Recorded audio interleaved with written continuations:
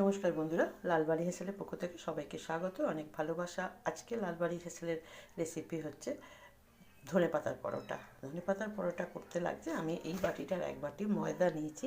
আমি ময়দাটা নিয়ে নিলাম আর নিলাম একটু নুন, জাস্ট মানে নুনটা পরিমাণ মতো আপনার যেরকম ময়দা নেবেন সেরকম নেবেন, নুন দেবেন। তার সঙ্গে দিচ্ছি আমি একটু মায়োনেজ তেল দিচ্ছি, রিফাইন্ড তেল। তেলটা একটু বেশি দিতে হবে।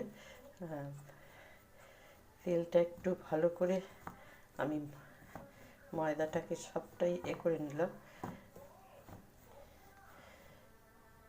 এই যেরকম হয়ে যাবে, দেলা টাইপের হবে। এবার আমি ধনে পাতাটা এর সঙ্গে দিয়ে দেবো, দিয়ে একটু ভালো করে মেখে নেব, যেমন মেথির পরোটা হয় তেমনি এটাও তাই। ভালো করে করে নিতে হবে। এবার আস্তে আস্তে জল দিয়ে আমি অল্প অল্প জল দিয়ে, এটা যেহেতু ধনে পাতাটা ভালো করে ধোয়া একটু জল আছে, আমি আস্তে আস্তে এটা মেখে নেব। এটা মাখা হয়ে গেছে। মাখাটা এরকম হবে, খুব নরম হবে না। এই যে এটা পুরোটাই মাখা হয়ে গেছে আমার।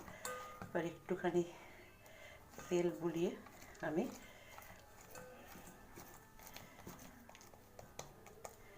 চাপা দিয়ে রাখবো। এবার এটা করব, লেচি করে নেব।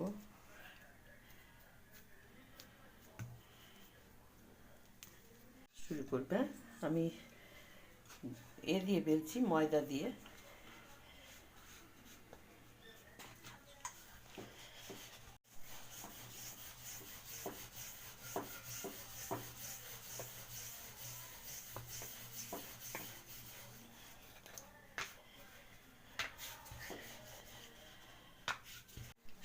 শুকনো চাটুতে দিয়ে দিলাম।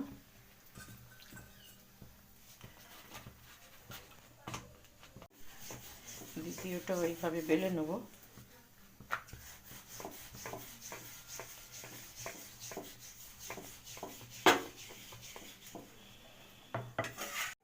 প্রথমে এরকম শুকনো চাটুতে একটু সেঁকে নেবো, গ্যাসটা কম করে দিয়েছি আমি।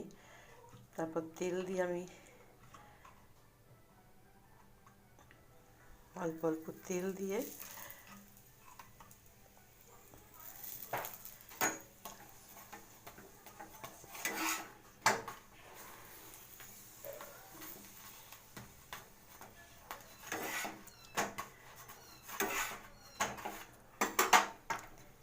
এবার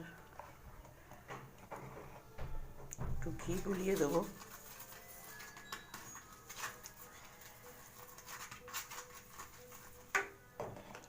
তার উপরে একটু তেল দিয়ে দেবো।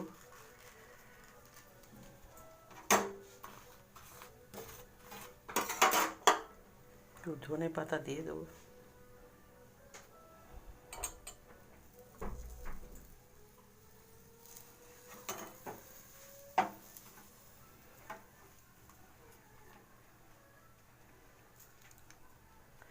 এটা আস্তে আস্তে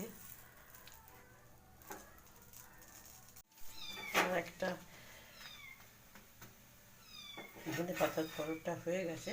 এইভাবে প্রতিটা আমি করে নেবো। এবার দ্বিতীয়টা আমি রাখছি,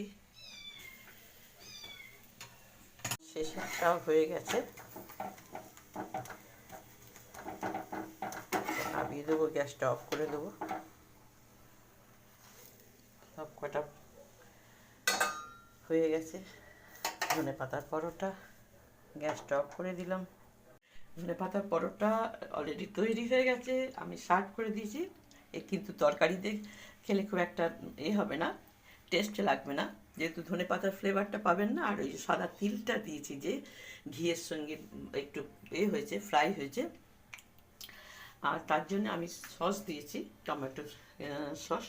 ওই দিয়ে ভালো লাগবে, গরম গরম টমেটো সস দিয়ে খুবই ভালো লাগবে খেতে। যদি ভালো লেগে থাকে এই আমার রেসিপিটা জানাবেন কিরম হয়েছে। লাইক করবেন, শেয়ার করবেন, সাবস্ক্রাইব করবেন। ভালো থাকবেন। নমস্কার।